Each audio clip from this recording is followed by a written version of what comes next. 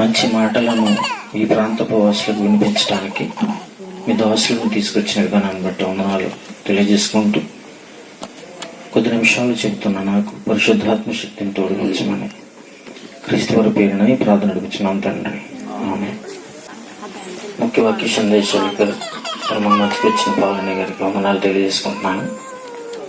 అదే CBT Chodavaram correspondent గారు సురేష్ గారికి, మరి స్థానిక సేవకులు వారికి కూడా వందనాలు. పిల్లలు, మానవ జీవితం చాలా విచిత్రమైంది. మానవ మనుగడలో బాల్యము నుండి వృద్ధాప్యం వరకు ఎన్నో దశలను దాటుకుంటూ మనిషి ఈ భూమి మీద జీవనాన్ని కొనసాగిస్తూ ఉంటాడు. మనిషి తన మెదడుతో ఎన్నో లోక సంబంధమైనటువంటి ఆలోచనలతో బ్రతుకుచు పిల్లలను పెంచుతూ ఒక బాధ్యత ఎరిగిన వాడిగా, పెద్దవాడిగా తన కుటుంబాన్ని పోషించుకుంటూ జీవనాన్ని సాగిస్తూ ఉంటాడు. ఇది దేవుడు పెట్టినటువంటి ఒక క్రమం. ఈ క్రమంలో ఈ హడావిడి లేకుంటే ఈ బిజీ షెడ్యూల్లో ఉన్నటువంటి మనిషికి దేవుని యొక్క ఆలోచన విధానం, దేవుని పట్ల ఉన్నటువంటి ఏదైతే ఉందో ఆలోచన, అది చాలా తక్కువగా ఉంటది. దేవుని గురించి తెలుసుకో అనగానే అంత ఖాళీ ఎక్కడుంది అంటారు. లేకుంటే ఏదన్నా చర్చ్ కనపడినా, లేకుంటే ఒక దేవాలయం కనపడినా తనకంటూ వాడికి చెప్పున ఒక ముద్దు పెట్టుకుంటా ఉంటారు కదా. కనపడగానే ఏదైనా ఒక ప్రయాణానికి వెళుతున్నప్పుడు కానీ, లేకుంటే ఏదన్నా కార్యక్రమానికి మనం వెళుతున్నప్పుడు దేవుడంటే అంతవాడే. ఎంతవాడంటే పెద్దగా ఆలోచించని వాడుగా ఈరోజు మనిషి ఉన్నాడండి. మీరు ఒక పాట చూశారు ఇందాక, నోవహు కుటుంబం గురించి ఒక పాట చూశారు. ఆ పాటలో అక్కడ ఏముందంటే, దేవుడు పెద్ద జలప్రళయాన్ని, ఇదిగో ఈ భూమండలం అంతటిని ముంచెత్తటానికి పెద్ద జలప్రళయం వస్తుంది కాబట్టి నోవహు నువ్వేం చేస్తావంటే ఓడను సిద్ధం చేయి, ఓడను తయారు చెయ్యి అని చెప్పి దేవుడు చెప్పగా, నేను మారు మాటలు మాట్లాడకుండా అసలు నువ్వు దేవుడివేనా, ఏదో స్వరమైన పడింది కనుక అసలు నువ్వు దేవుడివేనా, నేను దేవుడని నేను ఎలా నమ్మాలి అని అన్నాడా? మారు మాట్లాడకుండా అండి ఆ ఉన్న ఊళ్ళోనే ఓడ కడుతున్నాడండి. చూడండి, ఓడ ఎక్కడ కడతాం చెప్పండి. ఏదన్నా ఒక ఏంటంటే అది ఒక పడవ కానీ, లేకుంటే ఏదన్నా తయారు చేయాలనుకోండి, ఎక్కడ కడతామండి? నది ఒడ్డునో, అంతేనా, సముద్రపు ఒడ్డునో తయారు చేసుకున్నాం అనుకోండి, ఓడ కానీ నావ కానీ ఏదైనా అక్కడ తయారు చేస్తారు, అంతేనా. నోవహు గారు ఎక్కడ తయారు చేస్తున్నాడు? ఊరు మధ్యలో తయారు చేస్తున్నాడు. అంటే సముద్రం లేదు, ఎలాంటి కాలువలు లేవు, సరస్సులు లేవు. అలాంటి చోట ఓడ తయారు చేస్తుండగా అక్కడున్న జనం ఎటకారంగా చూసి వెక్కిలిస్తున్నారు. చూడండి, మనుషుల మధ్యన ఓడ తయారు చేస్తున్నావు ఏంటి అని చెప్పి ఏడిపిస్తున్నారండి. చూడండి ఒకసారి ఆ సందర్భం చూడండి. అది తయారు చేస్తుండగానండి దేవుడు చెప్పాడు, జంతువులు, పక్షులు అన్ని కూడా సమస్త జీవరాశుల్లో 2 జతలు చెప్పున వచ్చేస్తాయని చెప్పాడు. ఏమంటే దేవుడు చెప్పిన ప్రకారంగానే ప్రతి జంతువులో ఉన్న ఆడ మగ, ఈ భూమండలం మీద ఉన్న జీవరాశులు అన్నిటినీ కూడా ఆ ఓడలోకి జతగా వెళ్ళిపోయినాయండి. కానీ వెళ్ళని వాడు ఎవడో తెలుసండి? వెళ్ళని వాడు ఎవడో తెలుసా? మనిషి అండి. ఏమండి అక్కడ ఒక సందర్భం ఒకసారి చూడండి. రెఫరెన్స్ 7వ అధ్యాయం ఆదికాండము 5వ వచనం నుండి, తనకు యెహోవా ఆజ్ఞాపించిన ప్రకారము నోవహు యావత్తు చేసెను. 21వ వచనం చదవండి ఒకసారి. 21. అప్పుడు పక్షులేమి, పశువులేమి, మృగములేమి, భూమి మీద ప్రాకు పురుగులేమి, భూమి మీద సంచరించు సమస్త శరీరులేమి. ఏమండి, ఇక్కడ ఆశ్చర్యపోవాల్సిన విషయం ఏంటంటేనండి, పక్షులేమి, జంతువులేమి, సమస్త జీవరాశులన్నీ వచ్చేసాయి. ఏమండి, ప్రాకు పురుగులు కూడా వచ్చేసినాయండి. ఏమండి, ఒక వాడలోకి ప్రవేశించాలంటే దేవుడు చెప్పిన ఆ ఆజ్ఞను పాటించి ఒక పురుగు ఒక వాడలోకి వెళ్ళాలి అంటే అది ఎక్కడ నుండి ప్రయాణం చేసి ఉంటదండి. చదవండి కింద నుంచి. పొడి నేల మీద 8-9 వచ్చిన చూడండి. దేవుడు నోవాహునకు ఆజ్ఞాపించిన ప్రకారము పవిత్ర జంతువులలోను పక్షులలోను నేలను ప్రాకు వాటి అన్నిటిలోను గద్ది ఆడుదండి. జతలు జతలుగా వచ్చేసినండి. ఏమండి, ప్రాకు పురుగుతో సహా, ఏమండి, గాడిదలతో సహా వచ్చేసినాయండి అందులోకి. ఏమండి, వెళ్ళని వాడు ఎవరో తెలుసండి? మనిషి అండి. ఏమండి, ఈ సందర్భం అండి యేసుక్రీస్తు వారు కూడా ప్రస్తావించారు తెలుసండి. యేసుక్రీస్తు వారు కూడా ప్రస్తావించారు. ఎందుకు ప్రస్తావించారు తెలుసా? ఏమండి, వాళ్ళు జలప్రళయములోకి వచ్చి కొట్టుకొని వరకు కూడా తెలియదంటండి.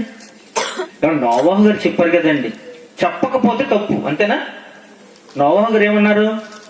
జలప్రళయం వస్తుంది, రండి, ఓడలోకి రండి, అమ్మలారా, అక్కలారా, అయ్యలారా. ఒక పక్కన చిత్రులు పట్టుకుంటూ ఓడను తయారు చేసుకుంటూ ఊళ్ళోకి వెళ్ళి సువార్త ప్రకటించడం, ఊళ్ళోకి వెళ్ళి చెప్పడం. ఇవన్నీ జరుగుతున్న మనిషి మాత్రం వెళ్ళలేదండి. అంటే దేవుని పట్ల మనిషికి కృతజ్ఞతా భావం లేదండి. ఏమండి, బాల్యములో తల్లి గర్భములో పడినది మొదలుకొని ఇంతవరకు పెంచిన దేవునికి మనం ఏం చేయాలి చెప్పండి? కృతజ్ఞతాస్తుతులు చెల్లించాలా వద్దా? అండి, కృతజ్ఞతాస్తుతులు చెల్లించాలి. అందుకున్నానండి మనిషి జీవితం యొక్క మనిషి జీవన కాలం ఆయుష్నండి దేవుడు ప్రతి సంవత్సరం మనల్ని ఏం చేస్తూ ఉంటాడంటే రెన్యువల్ చేస్తూ ఉంటాడండి. రెన్యువల్ మనకు తెలుసు కదా. రెన్యువల్ అంటే ఏమండి, ఒక సర్టిఫికెట్ చచ్చిపోయే సమయానికి దాన్ని బ్రతికించుకోవాలి. ప్రభుత్వం వారి దగ్గరికి వెళ్ళి నువ్వు ఒక డాక్టర్లు కానీ, ఏమండి, ఇక ఇతరుల వృత్తులు చేసుకున్న వాళ్ళు కొంతమంది ఈ సర్టిఫికెట్ ని బ్రతికించుకోవాలి, రెన్యువల్ చేయించుకోవాలి. రెన్యువల్ అంటారు దాన్ని, అన్ఎంప్లాయ్మెంట్ అంటారు. నిరుద్యోగ సర్టిఫికెట్ ఉంటుంది అనుకోండి, నేను నిరుద్యోగిని అంటానికి. దాన్ని మనం వెళ్ళి నిరుద్యోగ అన్ఎంప్లాయ్మెంట్ ఆఫీస్ ఉంటుందండి, ఎంప్లాయ్మెంట్ ఆఫీస్, అక్కడికి వెళ్ళి బ్రతికించుకోవాలి. లేదంటే ఇదిగో రేపు పొద్దున్న నీ పేరుని ఏదైనా ఉద్యోగం వచ్చిందనుకో నీకు పిలవడు. ఏమండి, అలాగేనండి దేవుడు కూడా మన ఆయుష్కాలాన్ని దేవుడు రెన్యువల్ చేస్తూ ఉంటాడండి.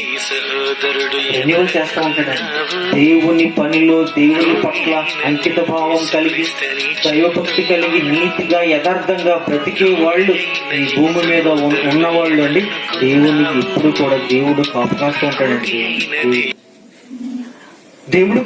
ఉంటాడండి. ఎందుకో తెలుసా అండి, ఈ భూమి మీద 650 కోట్ల మంది ప్రజలలో అతి తక్కువ మంది దేవుని సంకల్పాన్ని బట్టి ఆయన బట్టి బ్రతికే వాళ్ళు తక్కువ మంది అండి. ఆయన గురించి తెలుసుకున్న వాళ్ళు చాలా తక్కువ మంది. అలాంటి వాళ్ళు వీళ్ళని ఏం చేయాలంటే నేను జాగ్రత్తగా కాపాడుకోవాలి. అనేక సందర్భాలలో అపోస్తులు శిష్యులు వీళ్ళందరినీ దేవుడు కాపాడినట్టు బైబిల్ చరిత్రలో ఉందండి ప్రియమైన వాళ్ళ. అందుకునేనండి ప్రవక్తల మొదలుకొని అపోస్తలులు చివరి వరకు కూడా వాళ్ళందరూ దేవునికి కృతజ్ఞతాస్తుతులు చెల్లిస్తూనే ఉన్నారు. ఎందుకో తెలుసండి, వాళ్ళు పుట్టింది దేవుని కొరకు, బ్రతికేది దేవుని కొరకు అనే సంగతి ఎరిగి అనేక మందికి వాక్యాన్ని ప్రకటించాలనే ఉద్దేశంతో, దేవుని యొక్క మహాజ్ఞాన సంగతులను ప్రకటించాలనే ఉద్దేశంతో ఏమండి వాళ్ళందరూ నాయన ఈ రోజు నేను పని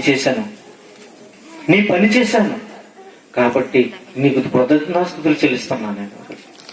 నాకు ఏమీ కలగలేదు, ఏమి జరగలేదు. ఎందుకో తెలుసా, ఇదిగో నీ భూమి మీద నీ ఉనికిని చాటడానికి మేము మాత్రమే ఉన్నాం కనుక మమ్మల్ని కాచుకుంటున్నాను ఆయన అనే ప్రార్థన చేసిన సంఘటనలు ఉన్నాయి ప్రియమైన వాళ్ళ. అపోస్తలుడైన పౌలు గారు ఓడ బద్దలాల్సిపోతాడండి, దేవుడు కాపాడాడండి. చచ్చిపోయారని చచ్చిపోయాడనుకుని ఊరవతలు ఈడ్చిపెడితే దేవుడు కాపాడాడండి వాళ్ళందరినీ. కారణం ఏంటో తెలుసా?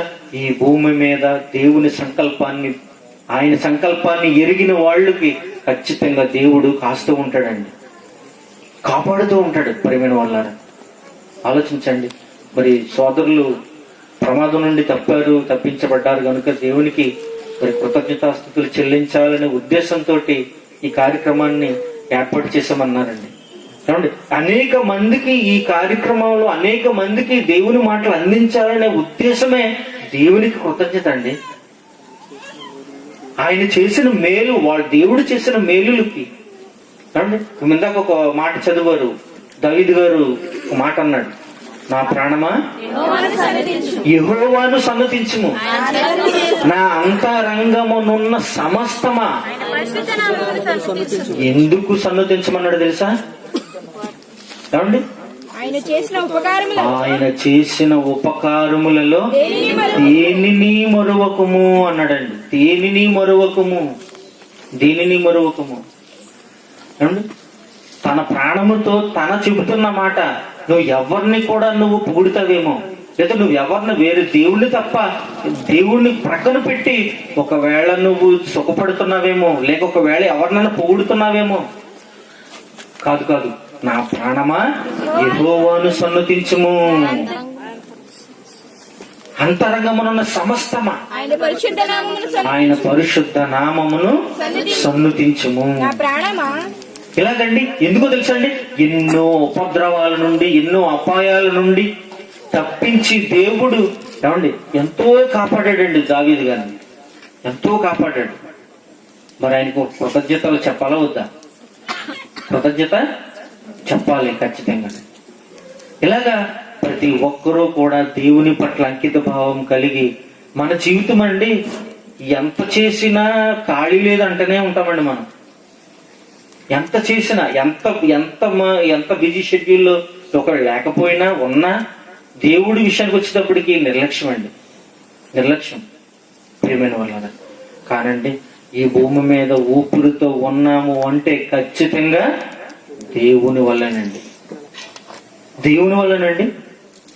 ఎందుకో తెలుసండి, నరుల ఊపిరి గట్టిదని రాయబడలేదు.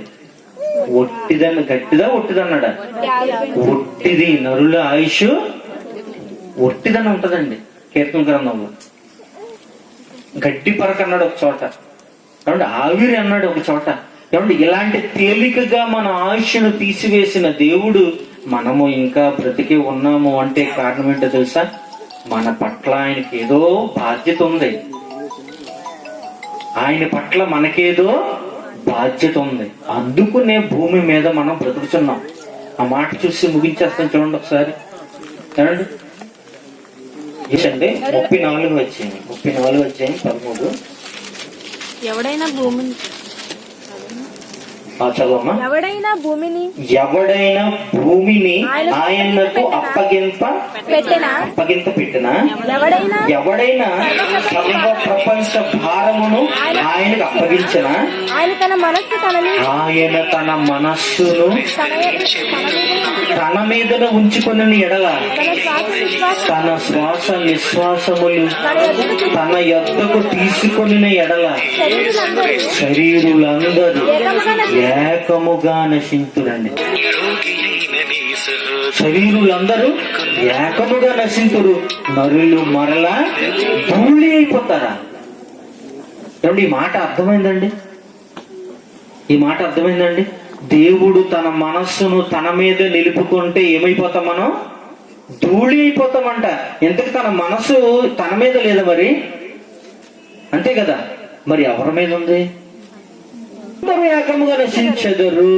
ఎంతకి ఇప్పుడు దేవుని యొక్క మనసు తన దగ్గర లేకుండా ఎవరి దగ్గరకు వెళ్ళిపోయిందండి? ఎవరి దగ్గరికి వెళ్ళిపోయింటో తెలుసా? ఇదిగో ఈ భూమి మీద పిల్లలుగా ఉన్న మన యొద్దకు వచ్చేసిందండి ఆయన మనసు అంతా. ఇప్పుడు ఎందుకు దేవుని మనసంతా మనమే ఉన్నామండి. మనము ఉన్నాము కనుకనే మనం ఈ రోజు బ్రతికి బట్టగట్టగలుగుతున్నామంటే కారణం దేవుని మనసు నిండగా మనమున్నామని దీని అర్థం. ఒకవేళ లేదనుకోండి, శరీరులు సర్వనాశనం అయిపోతారని ఉన్నది. చూసారు కదా, ఏకముగా నశించెదరు. మీకు చిన్న ఉదాహరణ చెప్తానండి. 3 ఏళ్ల క్రితం అండి ఒక పేపర్ న్యూస్ వచ్చింది. నేను అది చదువుతున్నప్పుడు ఇదిగో ఇదే నాకు ఈ రిఫరెన్స్ గుర్తొచ్చిందండి. అందుకనే దీన్ని భద్రపరుచుకున్నాను. అదేంటో తెలుసండి, ప్రకాశం జిల్లాలో జరిగిన ఒక యథార్థ సంఘటన. ఏమండి, తన పాపను ఆడుకుంటూ వరండాలో వదిలేసింది తల్లి. వంటగదిలో వంట చేయడానికి వెళ్ళింది. పాప దొర్లుకుంటూ డ్రైనేజీలో పడి చనిపోయిందండి. చనిపోతే వంటగదిలో వంట చేసుకుంటుంది తల్లి. పక్కింటి వాళ్ళు తీసుకెళ్ళి ఉంటారులే అని అనుకునే ఉన్నదేమో. ఏమండి, వంట చేసుకుని బయటకు వచ్చేటప్పటికి పాప కనపడలేదు. పక్కింట్లో తిరిగింది, అక్కడెక్కడ తిరిగింది, ఏడ్చుకుంటూ వెళ్ళింది, వీధులంటే తిరిగింది, దొరకలేదు. కొన్ని గంటల తర్వాత శవమై తేలిందని డ్రైనేజీలో. తేలినప్పుడు ఇంతకీ ఏం తప్పు చేసిందో తెలుసా?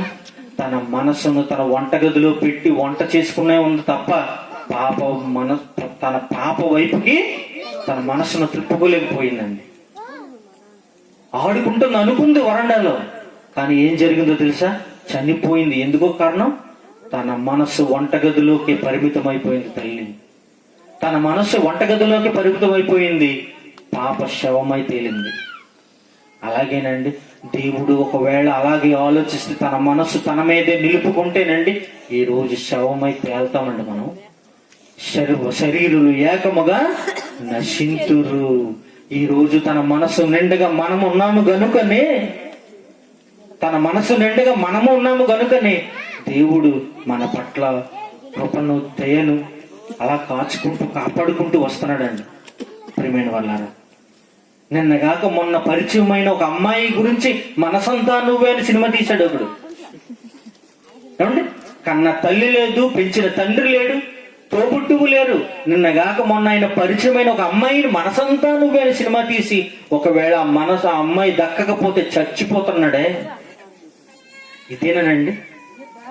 ఇదేనా దైవభక్తి, పాప భీతి ఈ ప్రపంచానికి లేకపోతేనండి ఇలాంటి అనర్థాలే జరుగుతాయి. ప్రియమైన వాళ్ళగా, నీ మనసు నిండుగా దేవుని మనసు నిండుగా నువ్వున్నావు. నీ మనసు నిండుగా అమ్మాయిని ఎవరో పెట్టుకుని నువ్వు చచ్చిపోతే ఎలాగా? ఆలోచించు. దేవునికి కనీసం కృతజ్ఞతాస్తుతులు చెల్లించవా? కృతజ్ఞత లేనివాడుగా బ్రతుకుతావా నువ్వు దేవునికి? ప్రియమైన వాళ్ళారా, అందుకునేనండి ఈ రోజు మనం బ్రతికి బట్ట కట్టుకుంటున్నామంటే కారణం దేవుడు మన పైన పెట్టుకున్న బాధ్యత, దేవుడు మన పైన పెట్టుకున్నటువంటి నమ్మకం. అందుకునే ఆయన మనసు నిండుగా మనమున్నాం.